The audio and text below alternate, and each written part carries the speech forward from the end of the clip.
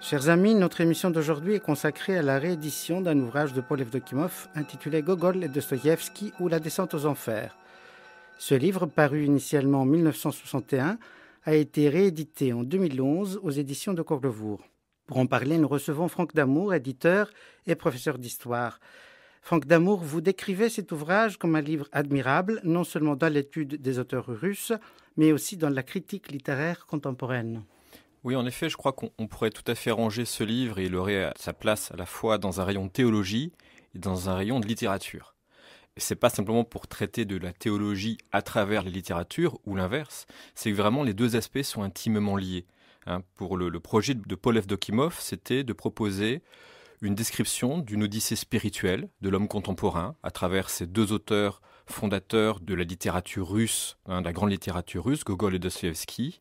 Et en même temps, c'était aussi les prendre au sérieux, parce que Dostoïevski et Gogol, l'un comme l'autre, ont voulu faire des romans, des nouvelles, pour parler de spiritualité ou parler de théologie. Et pour eux, c'était véritablement un seul et unique chemin.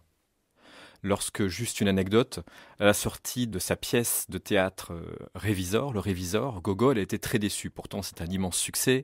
Les gens riaient à gorge déployée. Il était déçu parce qu'il s'attendait à ce que d'un seul coup, les Russes deviennent des saints après avoir assisté à cette pièce et découvrent le péché qui en eux et se convertissent. Cela n'a pas eu lieu et donc ça a déterminé largement toute sa carrière. Nous allons, si vous voulez bien, commencer maintenant par quelques mots sur l'auteur, Paul Evdokimov. Oui, alors Paul Evdokimov, c'est un grand théologien de la diaspora russe. Il est arrivé en France après la guerre civile, donc en 1900, au début des années 20, je ne me rappelle plus la date exacte. Il a fini une formation en philosophie et en théologie à l'Institut Saint-Serge.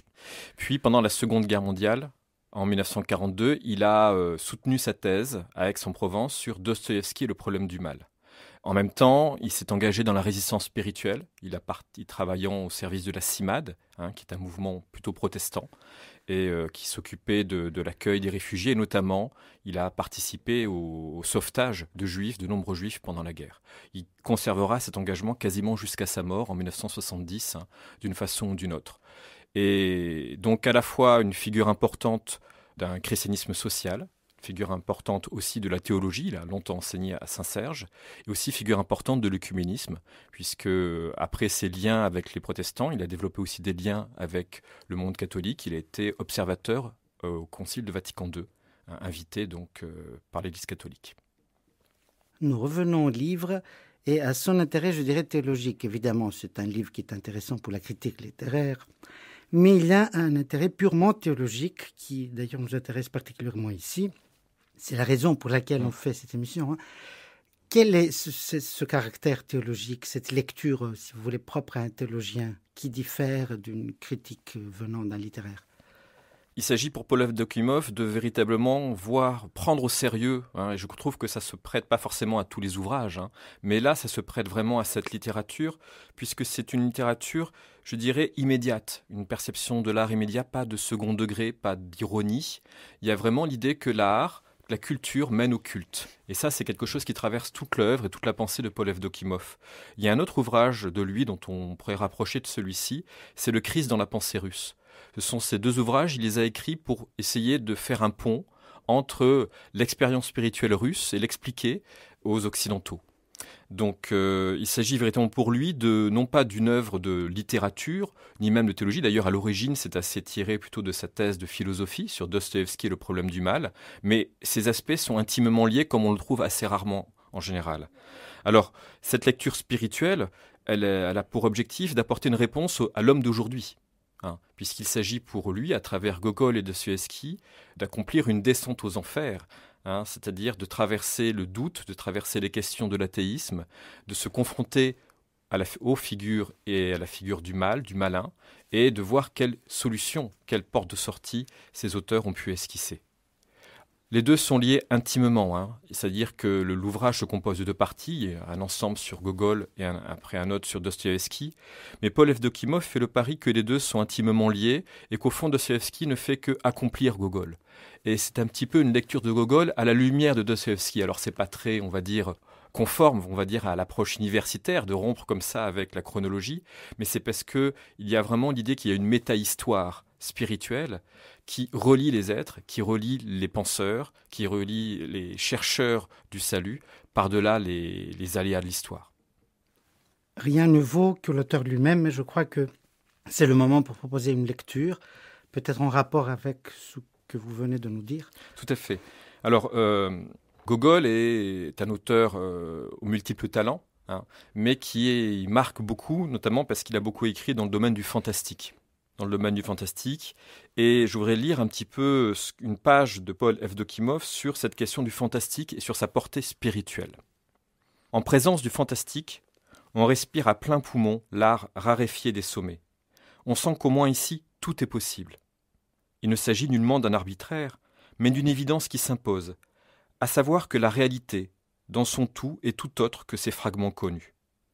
Le fantastique n'est jamais entièrement l'incroyable, l'extravagant, le farfelu. Il a une parenté avec le miraculeux. Un miracle laisse notre esprit entièrement libre. Avec une grâce souriante, il permet toujours une explication plausible qui le ramène aux raisons naturelles. Il n'est absolument évident que pour celui qui l'accepte comme miracle, car n'avoir d'autre maître que Dieu, c'est s'affranchir de tous les autres. Le fantastique reste semi-réel, se plaît à la limite des deux mondes et s'apparente au mythe, à la poésie, au rêve, qui cherche l'essence secrète des choses. Et Paul Evdokimov conclut en citant John Keats, « Le fantastique est comparable au songe d'Adam. À son réveil, il le trouve vrai. » À travers cette interprétation du fantastique, il y a l'idée que l'art est un antidote au matérialisme, un antidote à ce qu'on appelait à l'époque l'athéisme, mais qu'on pourrait appeler aujourd'hui plus couramment le matérialisme. L'art littéraire et l'art du fantastique est un lieu de ressourcement, un lieu d'éveil spirituel. Et Evdokimov a proposé cela en proposant une lecture de toutes les nouvelles, par exemple les nouvelles fantastiques autour de la ville de Saint-Pétersbourg, écrites par Gogol, comme Le Nez, Le Manteau, Le Portrait, dont il propose une lecture pas totalement originale, parce qu'elle avait déjà été esquissée par d'autres auteurs comme Rozanov, par exemple, mais qui, à mon sens, constitue la synthèse la plus achevée. Il prend au sérieux la qualité littéraire de Gogol, notamment sa langue, mais comme il le dit lui-même, la magie de la langue conduit vers un contenu d'une rare profondeur. Donc, au fond, il lit Gogol comme une sorte de maître spirituel, ou de guide spirituel. Et le fantastique est une façon d'entrer, de nous faire entrer dans des abîmes intérieurs que la vie matérialiste, malheureusement, nous masque souvent. D'ailleurs, Paul Evdokimov insiste beaucoup aussi sur la modernité de Gogol. Et j'ai vu quelque part, il reprend une phrase de Khomyakov qui dit « Gogol appartient totalement à l'avenir et pas au passé ». C'est toujours quelqu'un qui a un regard vers ce qui va venir et pas du tout ce qui est déjà fait. Alors, nous allons faire une pause maintenant, une pause chantée et en prière. C'est une hymne qui est chantée par un chœur d'hommes dirigé par Anatoly Grindenko.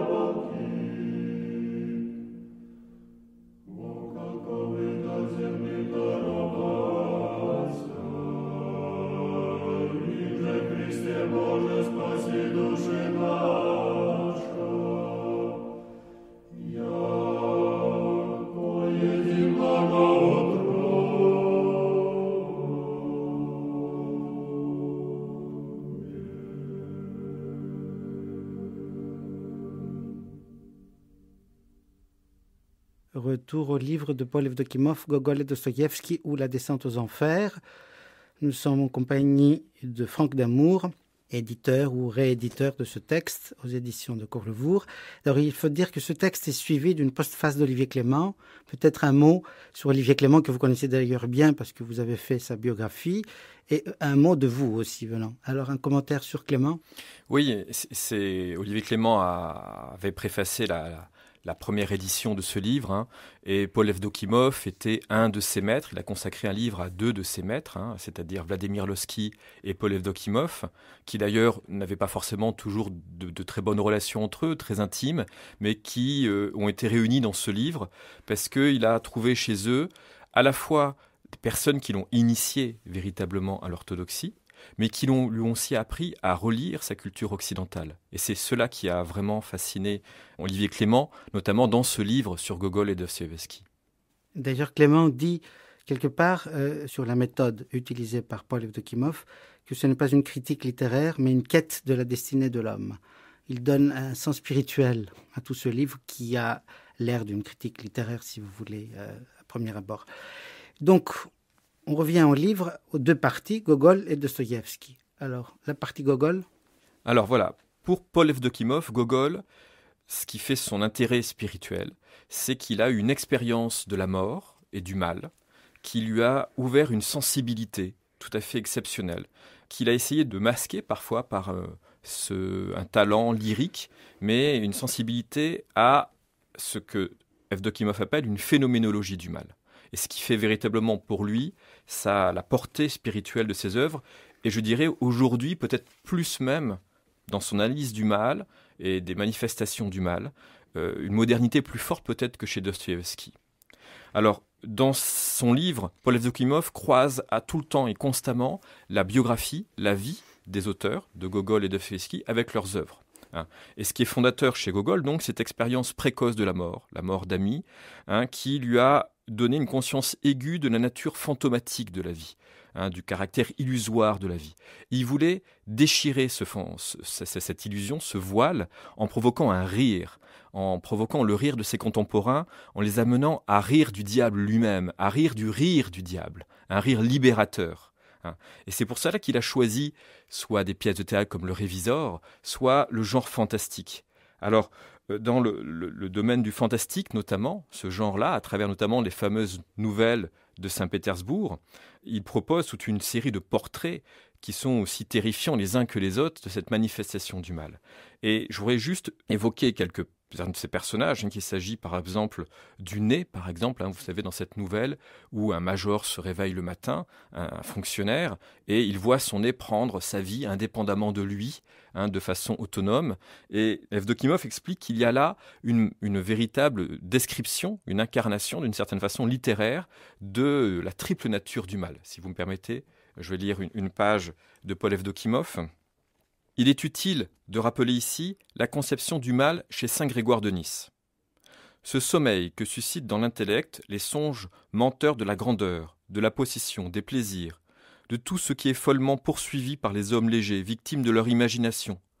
Toutes ces choses s'écroulent avec la nature éphémère du temps, elles ont leur être dans l'apparence. Evdokimov continue.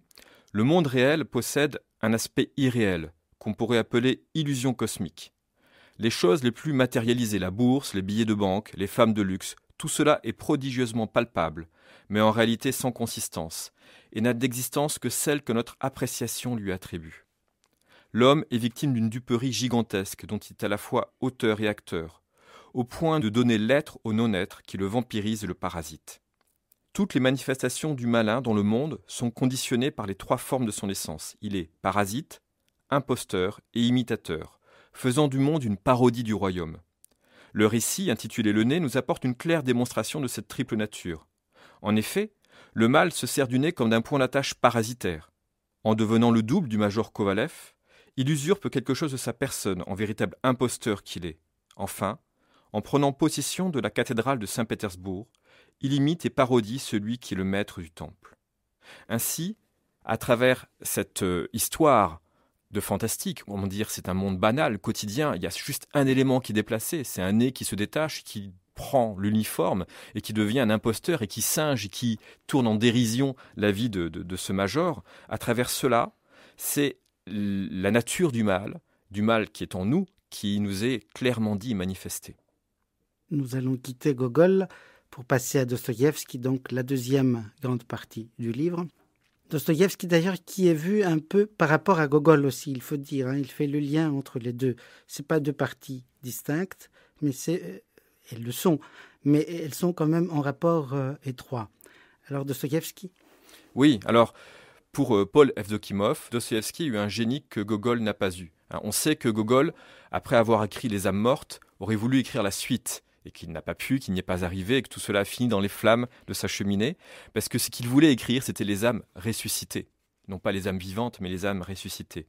Il n'a pas eu ce génie-là, et c'est à l'origine de ce grand vide, ce désespoir dans lequel s'est terminée sa vie. Gogol a trouvé en Dostoïevski son expiation, son salut, son ouverture, parce que Dostoïevski a écrit sur le mal. Il a expérimenté lui aussi dans sa propre vie, sa confrontation, son séjour au bagne, a traversé tout ce que Gogol a traversé. Il a lui aussi peint des figures tout à fait terrifiantes de l'athéisme ou du mal, avec par exemple Kirillov dans Les Possédés, ou Stavrogin par exemple dans Crime et Châtiment, mais il est allé plus loin. Dostoïevski est allé plus loin puisqu'il a proposé des figures de saints, ce que Gogol n'a jamais réussi à faire. Il a proposé donc 2 arguments pour attester de l'existence de Dieu, que Gogol théorise de la façon suivante: un argument agapique, c'est-à-dire que si Dieu existe, c'est parce que c'est le seul que l'on peut aimer éternellement. Et puis l'autre argument, c'est un argument iconosophique, celui des visages, notamment du visage du saint. On pense à la figure de Sonia, par exemple, dans Crime et Châtiment, à la figure du Starets Zosim, ou bien sûr à Alyosha dans Les Frères Karamazov. Il s'agit donc en Dostoïevski d'un accomplissement de Gogol, et l'un ne peut pas être lu et compris sans l'autre. Véritablement pour Evdokimov. Alors, il définit le type religieux de Dostoïevski de façon très intéressante. Il le resitue dans la tradition orthodoxe, la tradition orientale. Je vais citer la page où il décrit un petit peu ce type religieux incarné par Dostoïevski. Le type religieux de Dostoïevski ressort de la théologie apophatique du christianisme oriental. Plus précisément, de son attitude apophatique, seule perspective qui permet de le comprendre. Son objet n'est pas la connaissance de Dieu, qui demeure à jamais l'inconnaissable, mais c'est l'union mystique, qui surpasse toute science et reste scientifiquement irréductible. L'âme atteint Dieu plus par le désir que par la possession, plus par l'obscurité de la foi que par la lumière de la raison, plus par la docte ignorance que par la connaissance. L'extase, ou sortie en soi-même, est pour le mystique une dépossession de soi-même, une aliénation en Dieu. L'hésychia, cessation de tout discours, aboutit dans la paix qui dépasse toute paix. Lorsqu'on lit ce passage, on ne peut que penser à cette fin des frères Karamazov dans ce chapitre qui est intitulé « Les noces de Cana », où Alyosha, le plus jeune des 3 frères, découvre, en contemplant le corps du Starets Zosim, justement cette espèce de lumière de la résurrection. Il sort dehors, il contemple le ciel, il embrasse la terre. Ce baiser à la terre manifeste ce désir donc d'un monde transfiguré et manifeste la découverte et l'appréciation du vin nouveau offert dans les noces de Cana. Voilà, ce qui est assez frappant, c'est que dans le livre, Paul Evdokimov a du mal à trouver un évangile qui convienne à Gogol. Les seuls passages qui reviennent constamment, c'est les passages dans l'évangile de Jean, où Saint Jean parle du mal comme le père du mensonge. Par contre, toute l'œuvre de Dostoïevski est placée sous le signe du récit des noces de Cana. Et donc voilà, c'est véritablement, au fond, à travers la lecture de ces 2 auteurs, un parcours spirituel des tréfonds de l'enfer, à travers l'expérience du mensonge, du mal, la confrontation à la mort, jusqu'à la lumière. Alors, on va peut-être, pour terminer, avoir un point de vue un peu global sur cette vision-là. Alors, la vision du mal. Chez Gogol, le mal constitue le centre même du point de vue. Et vous avez dit qu'avec Dostoïevski, il y a une ouverture. Alors, il part du mal et il va vers la libération, c'est ça. Est-ce que cette lecture apporte quelque chose à la lecture générale, je dirais, non théologique après, des œuvres de Gogol et de Dostoïevski? Est-ce que quelqu'un qui connaît ces œuvres-là, qui connaît ces auteurs, en lisant Paul Evdokimov, ira plus loin dans leur compréhension?